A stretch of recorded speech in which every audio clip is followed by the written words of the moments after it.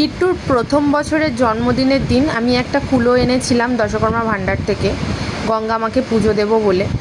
তো রাত্রি 11:30টায় শুরু করেছিলাম আর মোটামুটি 1:30টার সময় শেষ করেছিলাম।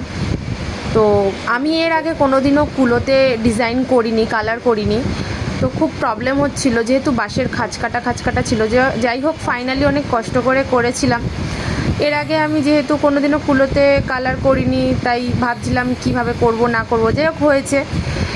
আর গঙ্গা মাকে পুজো দিতে গেলে তো কুলো লাগে, তো একটু ভালোভাবে কিট্টুর প্রথম বছরের জন্মদিনটা আমি করেছিলাম গায়ে হলুদ দিয়ে।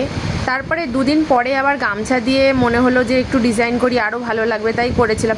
যেহেতু গায়ে হলুদের সময় কিট্টুর ড্রেসটা গামছার ডিজাইন ছিল, আমার শাড়িতে গামছার ডিজাইন ছিল, কিট্টুর পাপার ধুতি পাঞ্জাবিতে গামছার ডিজাইন ছিল, সব কিছুতে যেহেতু গামছার ডিজাইন রেখেছিলাম, তাই ভাবলাম কুলোতে একটু গামছার ডিজাইন করে দিই।